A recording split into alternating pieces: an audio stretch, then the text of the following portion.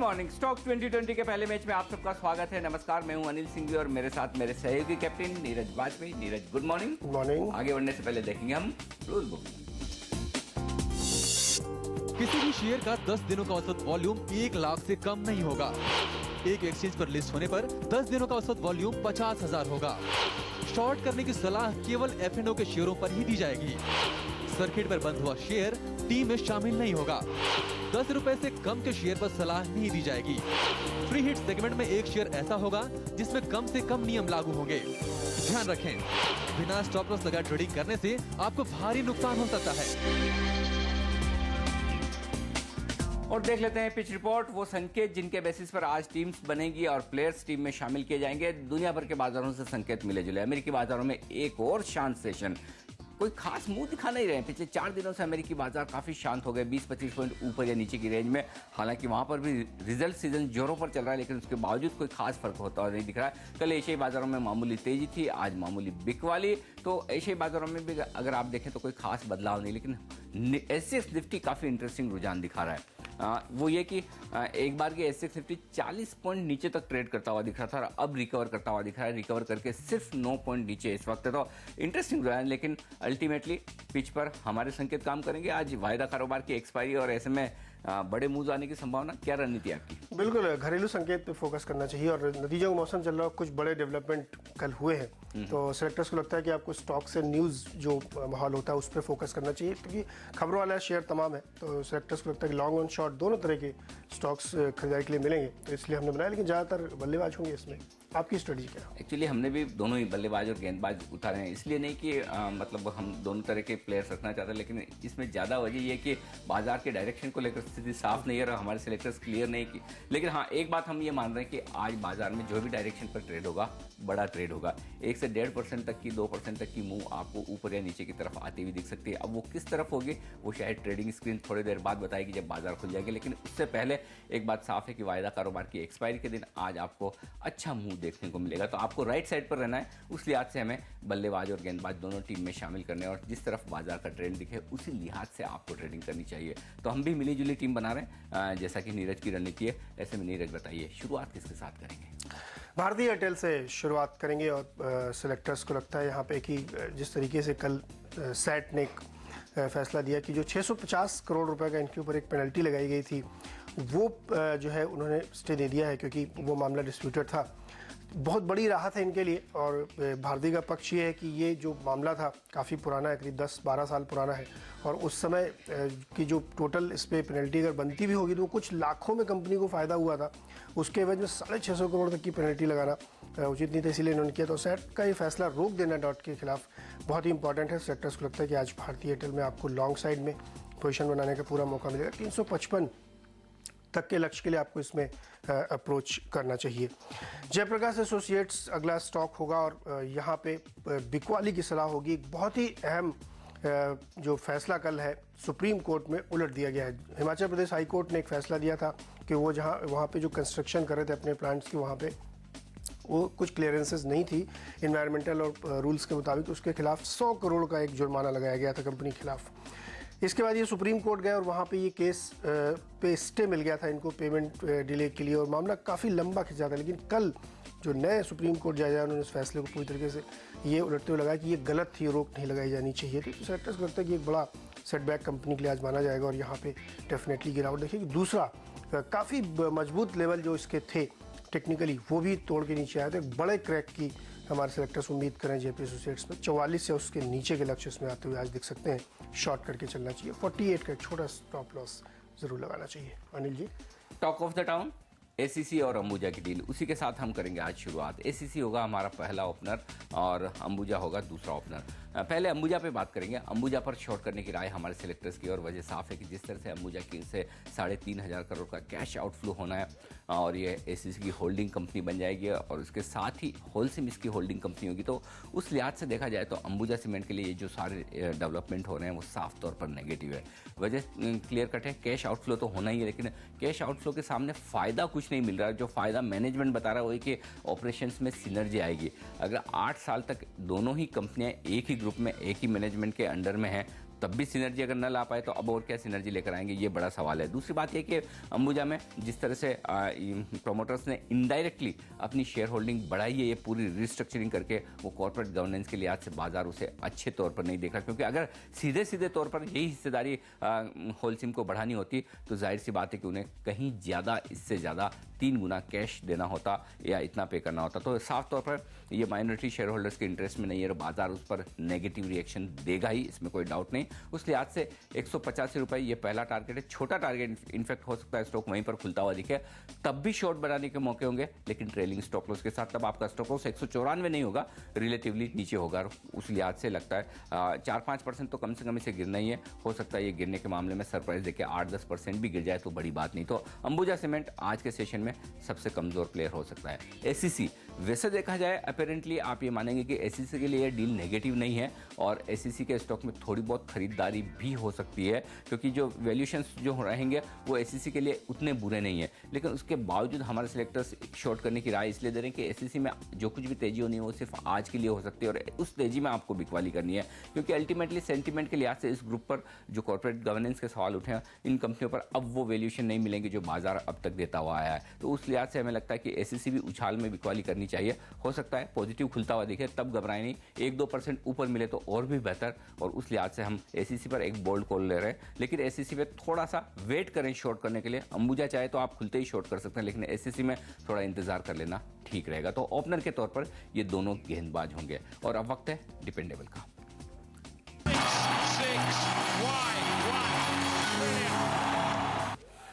United spirits भरोसेमंद खिलाड़ी होगा और एक बार फिर से सिलेक्टर्स ने आपको याद दिलाने या इनफैक्ट ये बताने के लिए कि आपको इसमें अपनी पोजीशन बनाए रखनी चाहिए। 2700 के स्तर पे ये स्टॉक आ चुका है और हम लगातार इसको आपसे कह रहे हैं कि आपको इस पर ध्यान रखना चाहिए कि स्टॉक बहुत ही अच्छी जो मूव दे रहा है रफ्तार से, आप वहाँ पे आपको नज़र रखनी चाहिए। सेक्टर्स को लगता है कि 2755 या उससे ऊपर के लक्ष्य आज इंट्राडे में आपको आते हुए दिख सकते हैं। कई बड़े कॉर्पोरेट अनाउंसमेंट भी आपको जल्दी ही डाइजियो की ओर से सुनाई देंगे। सेक्टर्स को ऐसा लगता है यूनाइटेड स्पिरिट्स आपके पोर्टफोलियो का स्टॉक भी हो सकता है, पोजिशनल ट्रेड के लिए भी हो सकता है और इंट्राडे ट्रेडिंग के लिए भी आज आपको 50-55 रुपये ऊपर के लक्ष्य के साथ इसमें लॉन्ग पोजीशन बना के डेफिनेटली चलना चाहिए। 2690 के आसपास एक मामूली सा स्टॉप लॉस रखें। अगर इनफैक्ट ये किसी कारण से और नीचे आता तो आपको अपनी पोजीशन और ज़्यादा इसमें बढ़ानी चाहिए।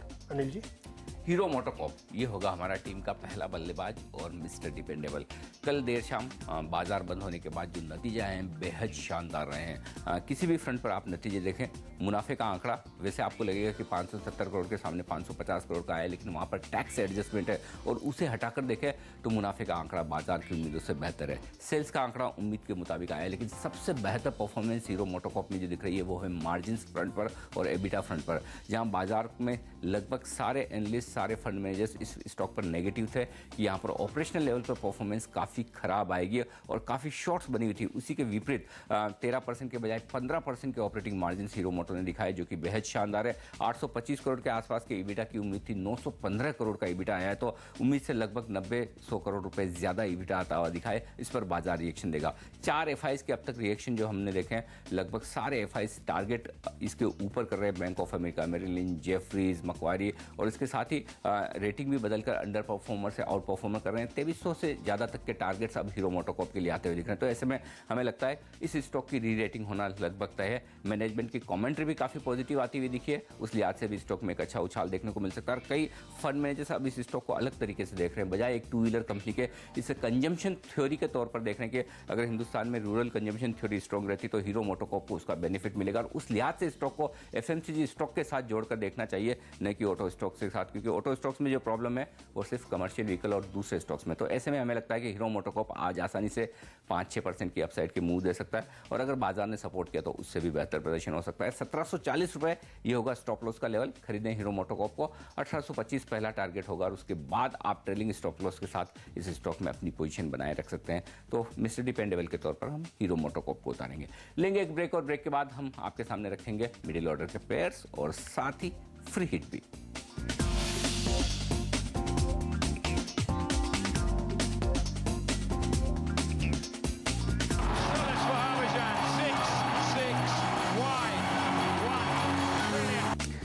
शुरुआती खिलाड़ी भारतीय एयरटेल पे लॉन्ग पोजीशन बनाने की सलाह, वहीं जेपी एसोसिएट्स में शॉर्ट और यूनाइटेड स्पिरिट्स में लॉन्ग करने की सलाह दे रहे हैं सेलेक्टर्स। वहीं एनएलजी की टीम में एसीसी और अंबुजा दोनों ही शेयर खबरों में है और ज़बरदस्त गिरावट की उम्मीद पूरे बाजार में है दोनों ही शेयरों में। वहीं हीरो मोटर शानदार नतीजों की बदौलत इसमें खरीदारी की सलाह एनएलजी के सेलेक्टर्स दे रहे हैं। लेकिन अब मिडिल ऑर्डर की बारी है और यहाँ पे 3 और गेंदबाज उतारेंगे। इंडियन ऑयल कॉरपोरेशन, यहाँ पे बिकवाली की सलाह होगी। आज फैसला कैबिनेट में हो सकता है कि 10% स्टेक डाइल्यूट किया जाएगा, यानी विनिवेश के जरिए उसको बेचा जाएगा। सेक्टर्स का मानना है कि जिस तरीके का प्रेशर लगातार स्टॉक पर बना हुआ और इस खबर के बाद और दबाव बनेगा, क्योंकि ये अक्सर आमतौर पर ये देखा जाता है कि जिस स्टॉक का विनिवेश होने होता है उसमें एक प्रेशर आता है, क्योंकि प्राइसिंग कहीं ना कहीं बाजार अपने हिसाब से कराना चाहता है। सेक्टर्स को लगता है कि 217 के लक्ष्य के साथ आपको इंडियन ऑयल कॉरपोरेशन में भी आज शॉर्ट पोजीशन बना के चलना चाहिए। स्टरलाइट इंडस्ट्रीज कल भी हमने शॉर्ट किया था और बेहतरीन रिजल्ट इसने आपको दिया और अभी भी सेक्टर्स को लगता है कि इसमें और ज़्यादा कमजोरी की उम्मीद रखनी चाहिए, क्योंकि नतीजे भी जो कंपनी के आने हैं वो बाजार को निराश ही करेंगे, क्योंकि मेटल सेक्टर पूरा काफ़ी डाउन ट्रेंड में चल रहा है और इनके लिए जो है मुश्किलें और आगे बढ़ सकती हैं, क्योंकि नए एक्सपेंशन के लिए भी जो दिक्कतें आ रही वो भी काफ़ी बड़ी होंगी।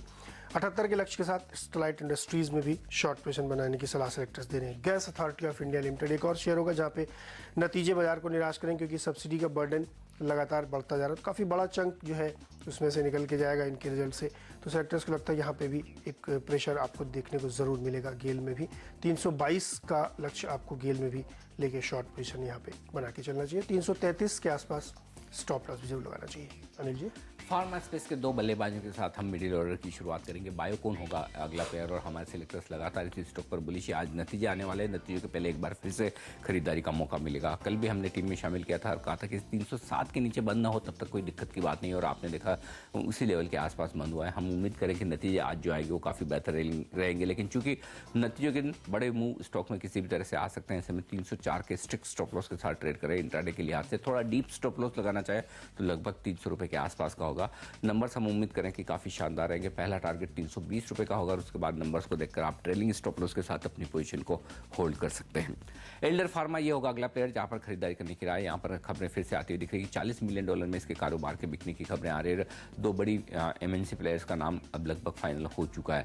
उस लिहाज से हमें लगता है कि एक सेंटिमेंटल इंपैक्ट इस पर भी देखने को मिल सकता है। 350 रुपये के टारगेट के साथ एल्डर फार्मा में आप खरीदारी कर सकते हैं। 333 रुपये के आसपास का एक स्टॉप लॉस भी आपको जरूर लगा लेना चाहिए।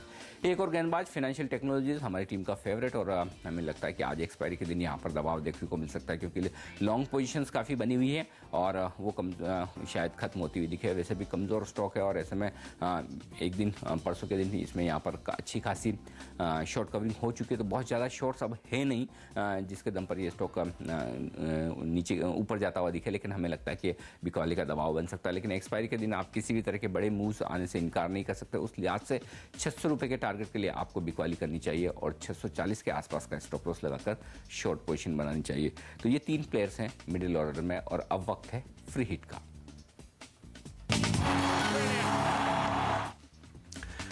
LT फूड्स में सेलेक्टर्स खरीदारी सलाह दे रहे हैं। अगर आप इस स्टॉक पे सेलेक्टर्स ने इसलिए चुना इनको कि राइस के पूरे मार्केट में कि भी हाल फिलहाल में एक डील हुई है कोहिनूर फूड्स में जो अल्धारा ने ली, और वो अगर आप उस डील को देखें जिस प्राइस पे हुई है वो मौजूदा भाव से 4 गुना पे हुई है और काफ़ी ज़्यादा वैल्यूएशन पूरे सेक्टर के हो रहे हैं।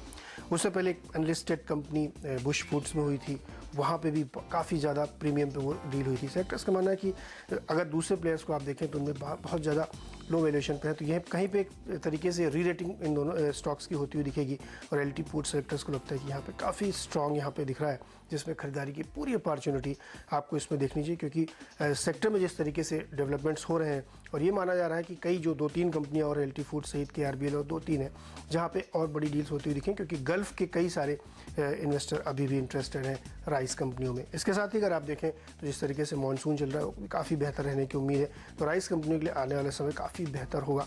यहाँ पे खरीदारी की सलाह है। 77 रुपये के टारगेट के साथ LT फूड्स में लॉन्ग पोजीशन बनानी चाहिए और 66 के आसपास स्टॉप लॉस भी जरूर रखना चाहिए। अनिल जी। यहाँ पर हम जी एंटरटेनमेंट को उतारेंगे फ्री हिट बल्लेबाज के तौर पर। हमारे सेलेक्टर समझते हैं कि दो वजह है जिसकी वजह से हमने इसे फ्री हिट बल्लेबाज बनाया है। पहला तो ये कि आज नतीजे आने वाले हैं, हम उम्मीद करें कि नतीजे काफ़ी बेहतर रहेंगे। वैसे भी अगर आपने देखा हो तो कुछ कंपनियों के जो नतीजे अब तक आए हैं उन नतीजों में साफ तौर पर जहाँ ऑपरेटिंग लेवल पर थोड़ा सा दबाव दिखा है, उनकी वजह एक ये बताई जा रही कि एड एक्सपेंसेस यहाँ पर बढ़ते हुए दिखे हैं। और अगर एड एक्सपेंसेस बढ़े हैं, एड रेवेन्यूज़ बढ़े हैं, तो उसका फ़ायदा मीडिया कंपनीज़ को मिलता हुआ दिखेगा। उस लिहाज से हम उम्मीद करें कि जी एंटरटेनमेंट के जो आज नतीजे आने वाले हैं वो उम्मीद से बेहतर रह सकते हैं। दूसरी बात है कि लगातार यहाँ पर प्रमोटर्स खरीदारी करते हुए भी नजर आए हैं, उन्होंने स्टेक भी बढ़ाई, बाईबैक भी किया है। ये सारे फैक्टर्स हैं जो बता रहे हैं कि जी एंटरटेनमेंट में आज एक अच्छे नतीजे आ सकते हैं और उस लिहाज से खरीदारी का मौका बन सकता है। टेक्निकली भी स्टॉक काफ़ी स्ट्रॉन्ग है, बाजार के मूड के साथ स्विंग करने में ऊपर की तरफ ज़्यादा रहता है, कमज़ोर होता है तो स्टॉक होल्ड करने की कोशिश करता है। हम उम्मीद करें कि अच्छे नंबर्स के बाद स्टॉक में एक तेजी का रुझान देखने को मिल सकता है और उस लिहाज से 255 रुपए के टारगेट के साथ खरीदारी की जा सकती है और 241 रुपए के आसपास का स्टॉप लॉस लगाना चाहिए। नतीजों के दिन बड़ा मूव और किसी भी तरह के सरप्राइजेज आ सकते हैं, ऐसे में स्ट्रिक्ट स्टॉप लॉस के साथ ट्रेड करें, ये राय होगी खरीदारी की जी एंटरटेनमेंट में। लेंगे एक ब्रेक और ब्रेक के बाद होंगे पिंच हिटर्स, बने रहिए हमारे साथ।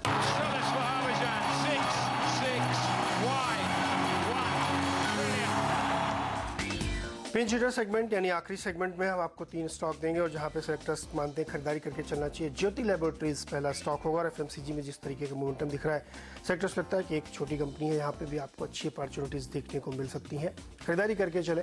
लेकिन ये ध्यान रखें कि चूँकि डिफेंसिव उस दिन नहीं चलते हैं जिस दिन पूरा बाजार चलता है, तो यहाँ पे अगर बाकी शेयरों में बहुत मोमेंटम रहेगा तो शायद आपको एफएमसीजी में थोड़ा प्रेशर देखने को मिले। लेकिन डेफिनेटली वैल्यू है, यहाँ वैल्यू बाइंग की भी उम्मीद आपको रखनी चाहिए और एक खरीदारी का मौका है। 188 के लक्ष्य के साथ ज्योति लैबोरेटरीज में लॉन्ग पोजीशन बनानी चाहिए।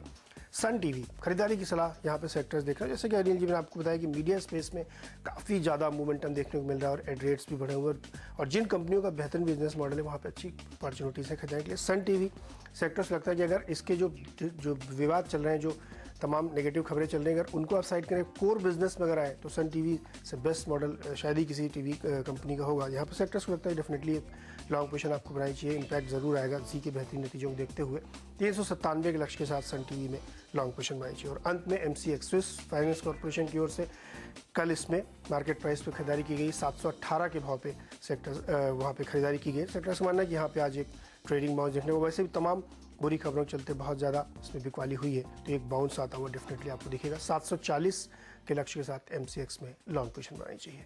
अनिल जी, कुछ बल्लेबाज और कुछ गेंदबाज। पहला एक गेंदबाज वो होगा आइडिया सेलुलर। हमारे सेलेक्टर समझते हैं कि यहाँ पर शॉर्ट पोजीशन बनानी चाहिए, लेकिन कोई फंडामेंटल रीजन नहीं है। आपने भारतीय को ओपनर बनाया है बल्लेबाज के तौर पर, लेकिन हम आइडिया को सिर्फ आज वायदा कारोबार की एक्सपायरी के लिहाज से शॉर्ट करने की राय दे रहे हैं। लॉन्ग पोजीशंस बनी है और हमें लगता है कि लॉन्ग पोजीशंस पर रोल ओवर के दिन आज दबाव देखने को मिल सकता है, तो कुछ कमजोरी हो सकती है। उस लिहाज से 146 रुपए के टारगेट के साथ हम आइडिया को बेचने की राय दे रहे हैं। 155 रुपए के आसपास का एक स्टॉप लॉस आपको लगा लेना चाहिए। विप्रो ये होगा अगला प्लेयर जहां पर खरीदारी करने की राय। हमारे सेलेक्टर्स मानते हैं कि यहाँ पर थोड़ा तेजी का रुझान देखने को मिल सकता है। हालांकि परसेंटेज टर्म्स में शायद ये स्टॉक आपको बहुत ज़्यादा रिटर्न देता हुआ नजर ना आए, लेकिन हमें लगता है कि यहाँ से भी इस स्टॉक में एक खरीदारी का मौका बन सकता है। आज के लिए 405 रुपये का टारगेट लगाकर आप खरीदारी करें, 388 के आसपास का स्टॉप लॉस भी लगा लें। सिंटेक्स ये होगा अगला प्लेयर जहाँ पर शॉर्ट पोजीशन बनाने की राय है। जो आज वायदा कारोबार के एक्सपायरी, जहाँ तक मेरा अंदाजा है सही है, शायद आज इससे ये वायदा कारोबार से बाहर निकल जाएगा, तो उस लिहाज से एक बार जो तेजी की पोजीशन है वो खत्म होती हुई दिखेगी, स्टॉक पर प्रेशर दिख सकता है। उस लिहाज से 32 रुपए के टारगेट के साथ बिकवाली करें, 34.50 का एक स्टॉप लॉस भी लगा ले। लेकिन ये याद रहे कि चूंकि वायदा कारोबार से बाहर निकल रहा है तो किसी भी तरफ का एक बड़ा मूव आ सकता है। हाई बीटा स्टॉक है, ऐसे में बिना स्टॉप लॉस के ट्रेड न करें। तो सिंटेक्स होगा आखिरी प्लेयर गेंदबाज के तौर पर। नीरज, पूरी टीम आपके सामने और पूरी बैलेंस बनाई है, 5 बल्लेबाज 5 गेंदबाज, बताइए क्या पसंद है आपको? बिल्कुल ऑब्वियस है कि अंबुजा के साथ जाएंगे और जिस तरीके की कल डील हुई है काफ़ी नेगेटिव है। तमाम एक्सपर्ट और ब्रोकरेजेस भी मान रहे हैं कि नेगेटिव, और डेफिनेटली इसमें एक अच्छी खासी गिरावट आज उम्मीद करनी चाहिए। लेकिन ध्यान रखना चाहिए क्योंकि ऐसे माहौल में जब बहुत ज़्यादा नेगेटिविटी होती है तो ज़बरदस्त गैप डाउन होता है। अगर ये 10% से ज़्यादा नीचे खुलता है तो आपको ये भी एक ट्रेडिंग अपॉर्चुनिटी शायद लॉन्ग की भी बने, लेकिन निश्चित तौर पे ये गिरेगा। और यहाँ पे मेरे सेक्टर्स का मानना है कि 185 का टारगेट तो बहुत ही आसानी से अचीव होगा। तो शॉर्ट और बहुत नीचे खुलता है तो लॉन्ग की अपॉर्चुनिटी आपको देखनी चाहिए। वैसे हमारे सेलेक्टर 10% के रिटर्न से बहुत ज़्यादा खुश हैं, उससे ज़्यादा नहीं भी गिरे तो चलेगा। मेरी टीम में क्या लेंगे आप? बिल्कुल, आईओसी ने ये जो गेंदबाज है ये हमें पसंद है। इनफैक्ट गेल भी अच्छा एक गिरने का कैंडिडेट हो सकता है। तो ऑयल एंड गैस स्पेस के शेयर शायद कमजोर होते हुए दिखे, क्योंकि बैंकिंग और दूसरे स्टॉक कल ऑलरेडी कमजोर हो चुके, तो हो सकता है आज वहां पर ज्यादा बिकवाली ना हो। एक्सपायरी है और एक्सपायरी के दिन अगर प्रेशर होना है तो ये जो स्पेस है जो आउट परफॉर्म करती हुई दिखी, यहाँ पर कमजोरी हो सकती है। और दूसरा एक बड़ा नेगेटिव ट्रिगर तो है ही कि 10% डाइवेस्टमेंट पर आज फैसला होना है, तो उस लिहाज से हमें लगता है कि ये एक ऐसा स्टॉक है जो लोअर साइड पर आपको अच्छे रिटर्न दे सकता है। तो IOC होगा कैप्टन्स चॉइस के तौर पर। चलिए लेंगे एक ब्रेक और ब्रेक के बाद अगला मैच होगा जो खेलेंगे हमारे दो नए कैप्टन्स। बने रहिए हमारे साथ CNBC आवाज पर। नमस्कार।